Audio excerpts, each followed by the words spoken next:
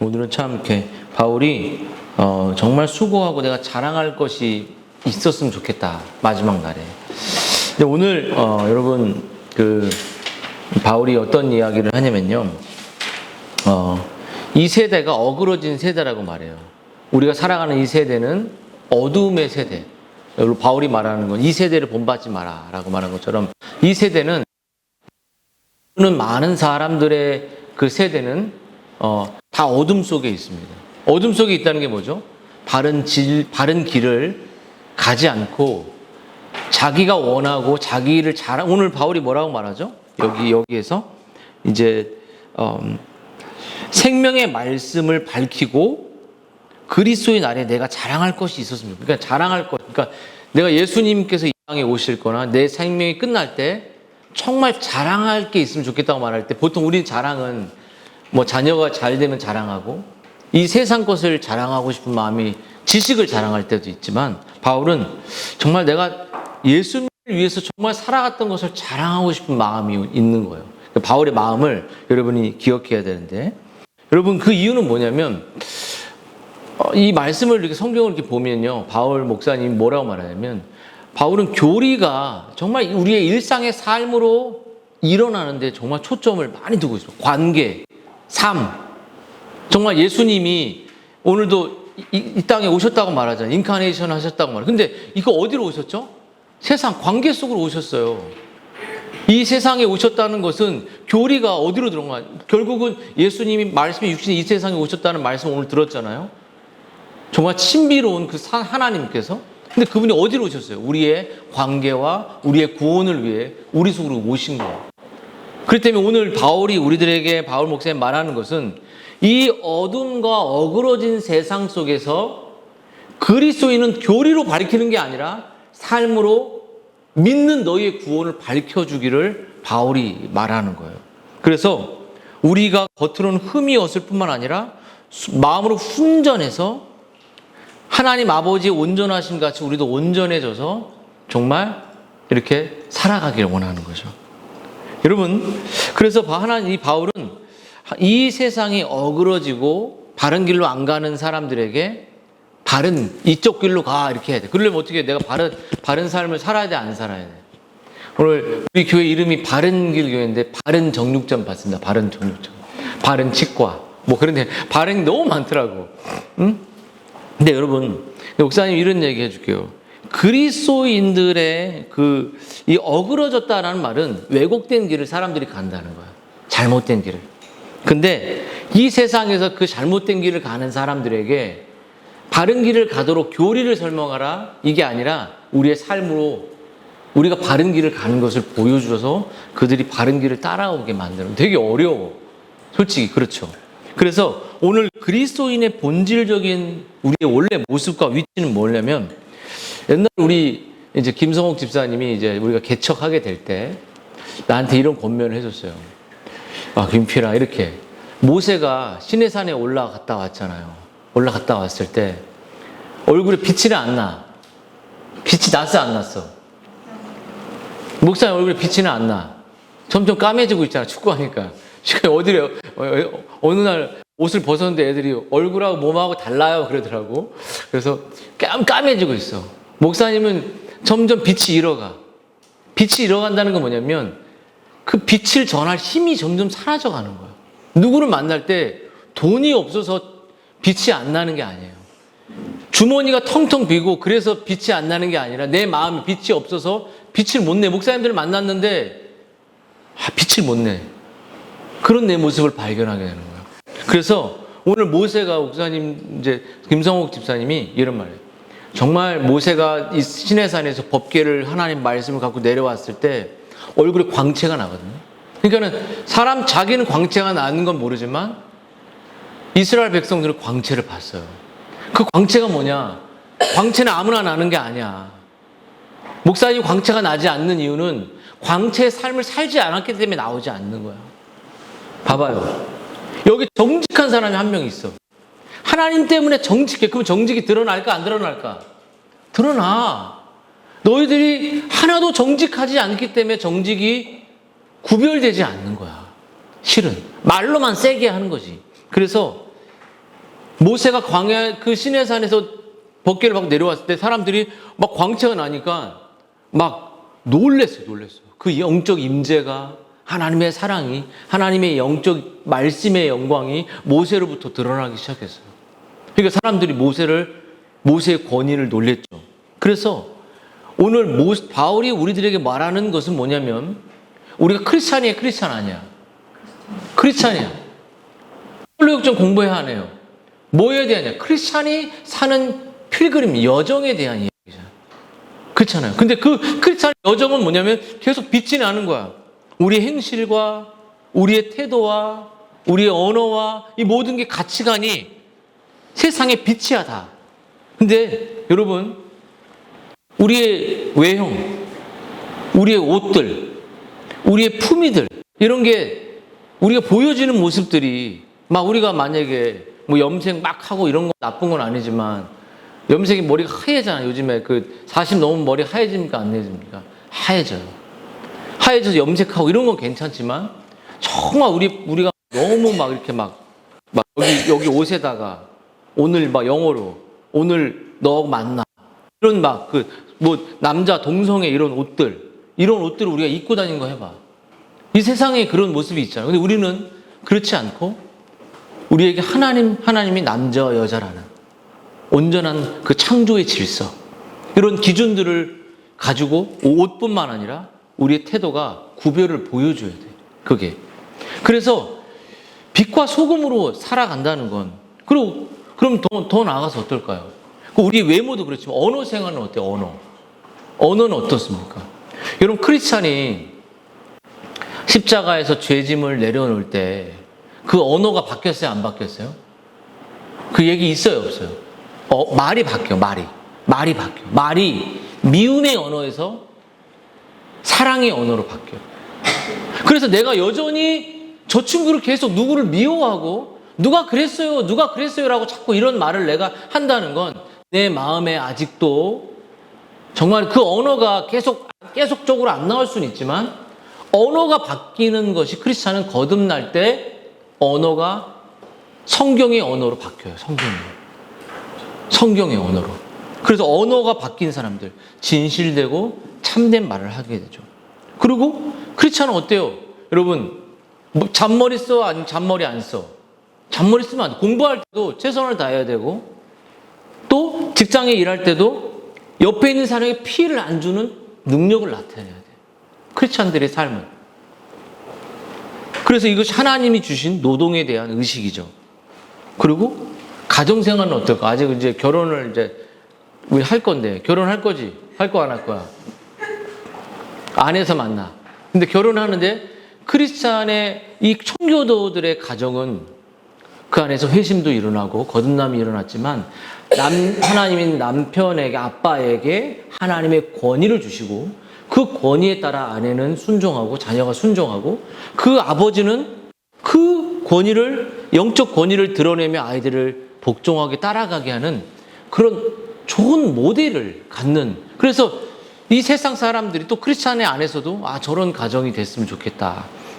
이런 이 일들이 해야 되는데, 솔직히 가정이 그렇게 되기가 그러니까 이상적인 게 뭐냐면, 정말 엄마 아빠한테 순종하고 정말 엄마 아빠 사이가 정말 진리 가운데 성경적으로 살아가는 것이 너무너무 어렵다는 것을 매일매일 느껴요, 목사님. 근데 불가능해 보인다, 그런 생각을 가질 때가 있어요. 근데 성경은 이것을 꼭 해야 된다고 말합니다. 꼭 지켜내요. 명령이라고 말해요. 여러분, 우리가 그런 하나님이 원하는 그런 빛과 소금으로, 내가 크리스찬이라는 것을 교회 다닐 때만 아는 게 아니라 학교와 일상에서 내가 믿는 크리스찬으로 살아가는 것을 보이는 삶을 살아야 돼요. 그래서 오늘 바울이 뭐라고 말하냐면, 너희들이 성숙하고 구원받은 그리스도인으로 살기 위해서는 흠없고 순전한 삶을 살아내야 된다는 거예요. 그것이 가정이든 일상이든. 그래서 거듭난 사람들은 완전할 수는 없지만 이 구별된 삶으로 세상에 진짜 크리스찬인의 삶이 무엇인지를 보여줘야 된다. 여기서 뭐라고 나냐면 여러분 흠없고 순전해서 그러면 뭐 완벽하게 살라는 거, 퍼펙하게 살라는 거? 뭐 불가능해요. 우리는 그런 거 없어요. 이 세상에 퍼펙은 없어요. 완벽하게 살 수 없어요. 근데 오늘 여기 영어로 뭐라고 하면 blameless예요. blameless. 이게 뭐죠? 퍼펙이 아니에요. 책망받을 윤리적인 부도덕한 행동을 하지 말라는 거예요. 컨닝 하면 돼, 안 돼? 안 돼.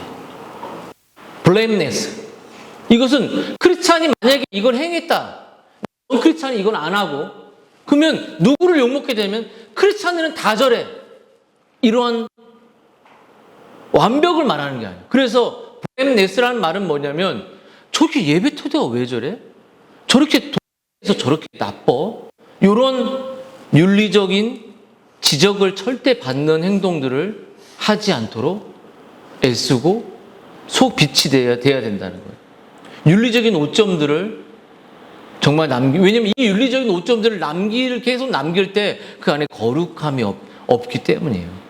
그래서 죄 없는 완전을 이 세상에 이루는 그런 것이 아니라 정말 흠이 없이 지내는 것, 윤리적으로 정말 거짓말하지 않고 살아가는 것. 너희들 거짓말 하냐 안 하냐? 거짓말 해 안 해? 하지. 적어도 여러분 누가 볼 때 거짓말인 게 들키지 않게끔 하는 거짓말은 없어요. 다 알아. 엄마 아빠 다 알까 모를까? 다 알죠. 선생님들 다 알고 다 지체들 다 알아. 그래서 오늘 사도 바울은 뭐 어그러진 세대라고 말하면 다 거짓말해. 다 윤리적으로 나쁜 짓 해. 어그러진 세계 그냥 꼬여버렸어. 다 타협해. 그러니까 너희들이 그들에게 교리만 말하지 말고 기준이 되라라. 스탠다드를 보여주고 이렇게 진리의 길을 갈 때 따라오는 왜 아이들이 엄마 아빠 안 따라가겠어요? 그런 기준을 제시해주는 삶이 없기 때문에 말로만 하기 때문에 그런 거예요. 그래서 부족하죠 우리들이. 자, 그래서 이것을 살아가는 문제는 생명을 가진 사람들의 문제인 것이에요. 여러분, 그래서 그리스도인들이 흠없고 순전하며 책망할 것이 없는 사람이 되는 이 목적은 오늘 뭐라고 나오냐면 이제 16절에 왜 그렇게 살아야 되냐고 하냐면 생명의 말씀을 밝혀. 왜 그렇게 살아갈 때 왜냐면 진리 때문에 그렇게 살아가는 거잖아요. 말씀 때문에, 하나님 말씀 때문에. 이 진리의 삶을 우리가 살아갈 때 생명의 말씀이 우리를 통해서 밝히 어그러지고 어둠 속에 있는 사람들에게 드러나게 되는 삶을 보이게 된다는 것이죠. 여러분, 복음은 꼭 전하는 것도 중요하지만 복음의 착한 삶을 통해 아주 날카로운 칼과 망치와 파워처럼 그들의 영혼의 골수를 찔러버리는 거예요. 근데 여러분, 중요한 게 뭐냐면 왜 바울은 이 생명의 말씀을 밝힌다. 그러니까 우리가 그 말씀을 프리칭이나 티칭 이런 걸로 밝히는 게 아니라 살아내는 거야. 살아내는 거. 무슨 말인지 알겠죠? 그래서 복음은 생명에 대해 알려주는 말씀인 것이에요. 여러분, 복음이 가장 먼저 하는 일. 왜 바울이 생명의 말씀을 밝혀 나의 다름질하니 헛되지 않게 해달라. 그 바울이 기도했던 것처럼 여러분, 복음이 가장 먼저 하는 일은 뭘까요? 복음은 너 죽어 있어. 이거야. 복음이 우리에게 하는 말은 너 지금 거짓말하고 있잖아. 복음이 우리에게 하게 하는 것은 네 마음엔 예배하고 싶은 마음이 없잖아. 그래서 사도 바울은 뭐라고 말하냐면 우리가 헛물과 죄로 죽었다 그랬어요. 죽었다는 게 뭐죠? 하나님을 인식할 수 없다는 거예요. 하나님 기뻐하지가 않아. 하나님 다가오지가 않아. 하나님 나한테 아무런 말로는 하나님 누구예요? 이렇게 말할 수 있지만 그의 삶이나 그의 태도는 죽어 있어. 그래서 성경은 우리가 영적으로 온 인류는 죽어 있다고 해요. 타락해 있어. 거짓말해. 무능해. 그래서 하나님을 향해 반응할 수 없어요. 그래서 복음은 뭐라고 말하냐면 한 영혼의 생명을 주는 생명을 말씀이에요. 그 생명의 말씀을 밝혀라고 말하는 게 어둠에 있는 사람들에게 우리들의 삶으로 그들에게 복음을 너희들은 죽어 있다는 사실을 알려주는 거예요. 그리고 여러분 밤에 찾아온 니고데모 알죠? 니고데모 알아 몰라? 니고데모가 율법 선생님이었죠. 내가 하나님 나라에 들어가려면 어떻게 해야 돼? 물어봤을 때 예수님이 네가 거듭나야 된다. 그러니까 몰라 무슨 소린지. 거듭나는 게 뭔지 몰라. 그리고 어떻게 죽었다 다 인간 다시 또 태어날 수 있으면 이런 엉뚱한 말을 하는 것처럼 거듭나지 않고서는 이 예배가 즐겁지가 않은 거야. 그것이 어릴 나이일든 큰 성인이든 거듭나지 않은 사람들은 예배가 행복하지 않아요. 그래서 이 바울이 왜 내가 생명의 말씀을 붙들고 삶으로 그것을 살아내느냐. 바울이 먼저 그 생명을 가지고 있었고 그 생명의 말씀만이 다른 영혼, 그 죽어가는 어그러진 어둠 속에 있는 영혼을 살려낼 수 있기 때문이에요. 그래서 여러분 하나님을 믿는 그 삶은 리얼리티입니다. 리얼리티. 실제야, 실제. 실제가 뭐야? 살아내지 않으면 아무도 네가 믿고 있는 하나님 도대체 뭔지 모르는 거야. 이게 엄청난 거야. 교회 안에서 딱 숨어서만 신앙생활 하지 말고 리얼리티로 네가 믿은 구원을 살아가는 거야. 살아가는 거야. 이것이 예수 구원은 유일한 참 하나님과 그가 보내신 예수 그리스도를 아는 것이다. 아는 것이다. 아는 사람들 말해요, 말 안 해? 뭐 알면 말해, 안 해? 바로 말하지. 수학 공식, 수학 단어 뭔가 딱 알면 말해, 안 해? 바로 말하지. 알면 왜 그럴까? 마음속에 그것을 경험하고 있기 때문이에요. 두 번째 여러분, 복음은 생명을 주는 말씀이에요. 아까 비슷한 말이죠. 뭐냐면 혼과 영과 골수를 쪼개는 말씀, 우리의 양심을 확 찔러서 한 영혼을 뒤집어 버려요. 바뀌어 버려요. 그리고 여러분 또 한 가지, 복음은 왜 생명의 말씀이냐라고 말할 때 복음은 우리의 삶을 지탱하게 하고 우리를 살아가게 하고 우리를 기쁘게 하고 우리를 행복하게 하고 우리의 생명을 유지하게 합니다. 사랑하는 여러분, 그래서 그러므로 사도 바울이 붙잡았던 게 뭐냐면 복음은 내가 복음적인 삶을 살아갈 때 다른 죽어가는 영혼들에게 네가 믿고 있는 생명이 무엇인지를 삶으로 증명하라는 거예요. 절대 그렇지 않고서는 그들은 복음을 우리가 설명하는 것만으로 이해하고 받아들이지 못할 것이라는 것이죠. 여러분, 교회와 성도는 이 세상에 왜 부름을 받았을까요? 뭘로 부름받았을까요? 빛과 소금입니다. 여러분, 빛은 성도들의 착한 행실이죠. 즉 생명의 말씀을 알고 의지하고 붙드는 그 구별된 삶. 여러분, 이와 같이 너희 빛이 사람 앞에 비치게 하여 그들로 너의 착한 행실, 그 복음을 담고 있는, 복음을 믿고 있는, 그 예수님의 구원을 믿고 있는 그 착한 행실로 그들이 복음을 알아들을 것이다라는 것이에요. 그래서 착한 행실로 너의 불신자 가족이, 너의 불신 믿지 않는 사람들이 믿을지 어찌 않으냐라고 말하는 것이 여기 있는 복음에 대한 그 실제적인 리얼리티의 삶입니다.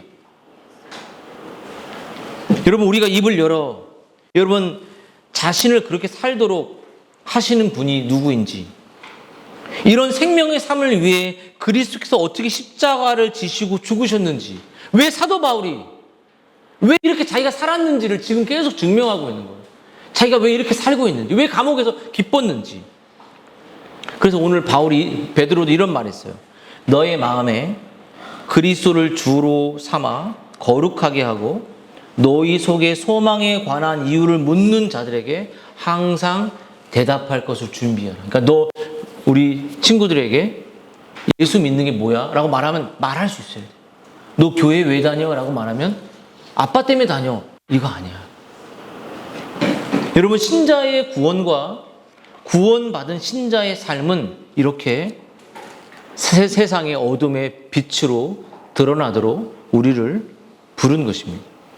그래서 사도 바울은 자기가 뭐라고 말하냐면 아주 유명한 말을 이제 하죠.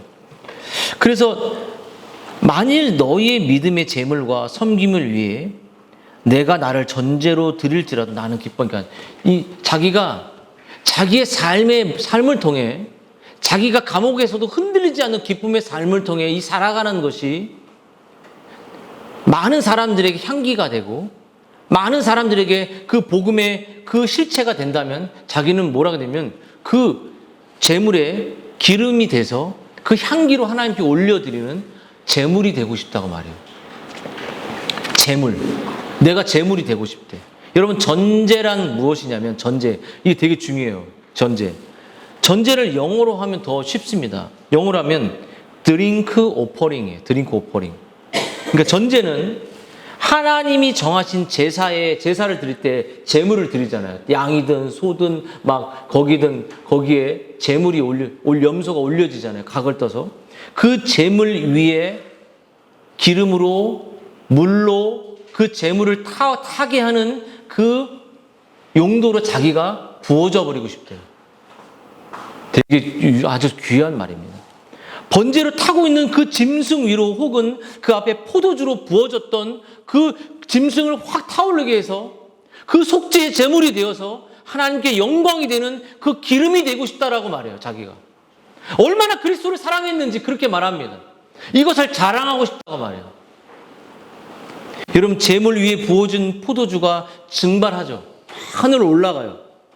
그 기름이 그 제물을 막 태우면서 그 기름이 제물을 태우면서 그 모든 향기와 그것이 위로 올라가는데 이 김은 이 제사가 하나님께 상달되어지는 것처럼 자기가 이렇게 제물이 되어서 그 제물이 연락되는 것처럼 죄인들이 구원받고 죄인들이 용서받는 그 희생 제물이 되고 싶대요. 이해가 됩니까? 너무 귀하죠. 그래서 바울의 삶이 여러분 빌립보 성도들의 삶에 정말 바울과 빌립보 성도들이 이런 삶을 산 겁니다. 빌립보 성도들의 삶은 말 그대로 하나님이 기뻐하는 산 제사로 드려지는 구별된 삶이었어요. 여러분, 바울의 삶이 포도주와 같이 드려지는 것을 상징하는 것처럼 하나님께 드리는 산 제사처럼 내가 제물이 되어 빌립보 성도들과 함께 너희들이 내가 감옥에 있을지라도 신실하게 이 진리의 길을 가면 이게 향기가 되고 복음의 전파가 될 것이라는 것이죠. 여러분, 말씀을 좀 정리해 볼게요. 여러분, 사도행전 16장을 이렇게 보면요, 바울이 선교 여행을 하는 가운데 복음을 전파하고 빌립보 도성의 시민들을 만나게 됩니다. 근데 그게 다가 아니에요. 바울이 그때 체포당하고 귀신 들린 여자를 고쳐낼 때 두들겨 맞고 감옥에 가죠. 또 감옥의 간수가 다 도망간 줄 알고 바울이 도망 안 가고 이렇게 바울이 그 간수의 가족들이 구원을 얻죠.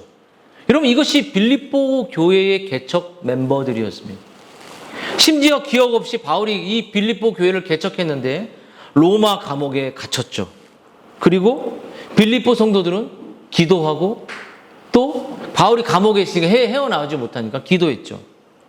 여러분, 빌립보 성도들 역시 돈을 모으고 연보를 해서 에바브로라는 사람에게 편지를 보내서 약한 사람을 또 돕기도 했습니다. 그러니까 빌립보 교회는 뭐냐면 정말 서로 주 안에서 섬기고 사랑하고 서로의 필요를 도우며 실제 교회가 무엇인지를 보여주는 삶이었습니다. 이제 여러분들에게 이런 질문을 던지고 싶어요. 오늘 뭐라고 나오냐면 오늘 17절에 나는 기뻐하고 너희 무리와 함께 기뻐한다라고 말했죠. 18절에 뭐라고 하면 이와 같이 너희도 기뻐하고 나와 함께 기뻐하라. 자기가 제물이 되고 자기가 그 제물에 바쳐지는 향기가 될지라도 같이 기뻐하자라는 것이죠. 여러분의 마음에 이런 기쁨이 있습니까? 여러분, 바울의 이 교회를 향한 섬김은 억지로가 아니라 빌립보 성도들도 억지로가 아니라 정말 한 마음이 되었어요. 여러분, 바울은 여러분 주 안에서 그들을 섬기는 기쁨으로 가득했고, 자신의 그런 기쁨을 빌립보 성도들과 더불어 함께 나누었죠. 여러분, 성도의 기쁨은 여러분 혼자 기쁨이 아닙니다. 여러분, 교회는 공동체로 이렇게 지어졌어요. 공동체. 우리가 지금 이게 공동체잖아요. 언약 공동체라고 말할 수 있어요. 아담에게 공동체가 있었고, 노아에게 공동체가 있었고, 아브라함에게 공동체가 있었고, 모세에게도 하나님의 공동체를 주셨습니다. 여러분, 성도의 기쁨은 혼자서만 누리는 기쁨이 아니에요. 여러분, 제가 이제 얼마 전에 며칠 전이죠. 어떤 목사님 이제 제가 전화를 가끔 드리는데, 목사님이 영적으로 지쳐 있었어요. 이제 교회를 사임하신데 50도 넘으신 목사님인데, 그 목사님께 목사님 어떠십니까? 라고 물을 때, 그때도 목사님이 되게 힘이 없었거든요. 목사님이 연약했어요. 영적으로. 근데 그분이 하는 말이, 목사님 저는 지금 많이 무너지고 있어요. 그래요. 무너지고 있다는 게 뭐야? 이제 교회도 사임해야 되고 그래서 무너지고 있어요. 마음이 무너지고 지쳐 있어요. 그래요. 그리고 저는 이제 곧 바리스타 준비를 하고 있어요. 그래요. 커피 만드는 준비를 하고 있다는 거예요. 뭔가 미래를 그걸 하고 있다는 모습을 듣죠. 근데 목사님은 그 목사님에게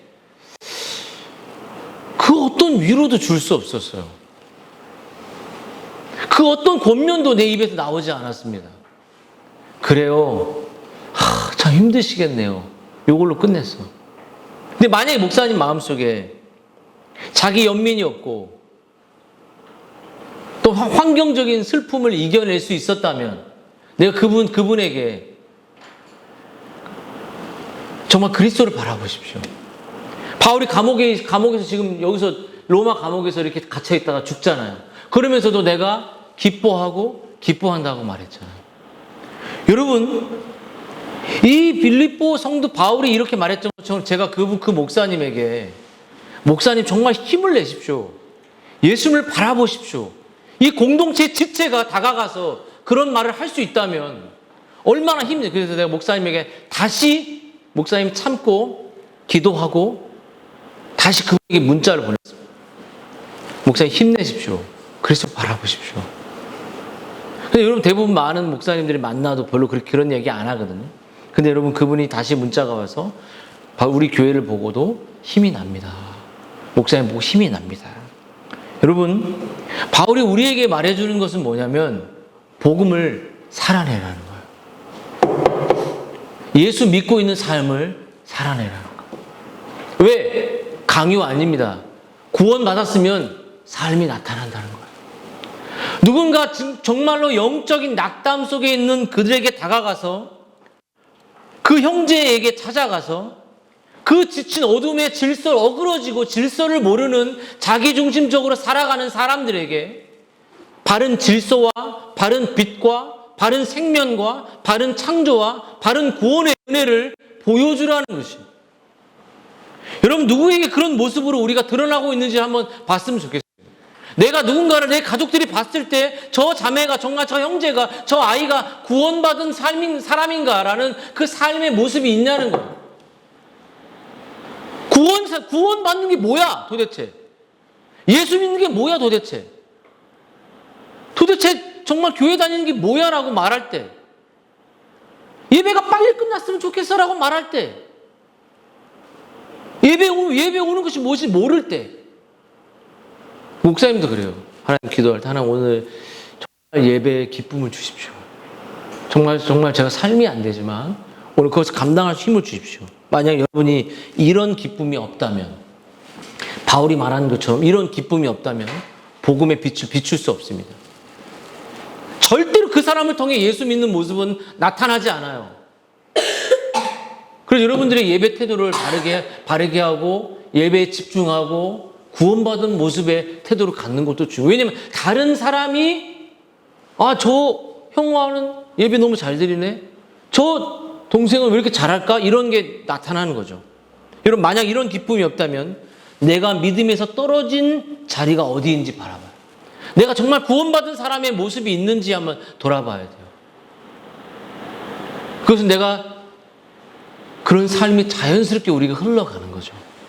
여러분, 무엇보다도 여러분 우리는 이 세상에 어그러진 세상을 본받지 않고 이 세속의 풍조와 자기중심성을 따라가지 않고 여러분 정말 예수님의 이 바울처럼 우리를 위해 이 땅에 오신 예수 그리스도의 구원과 그분의 용서와 그분의 인도하심을 내가 정말 믿고 내 안에 기쁨이 넘쳐나서 기쁨을 갖고 여러분 오늘 뭐라고 말하죠? 에베소서 잠자는 자여 깨어서 죽은 자들 가운데 일어나라. 이 놀라운 말씀이 있더라고요. 잠자는 자여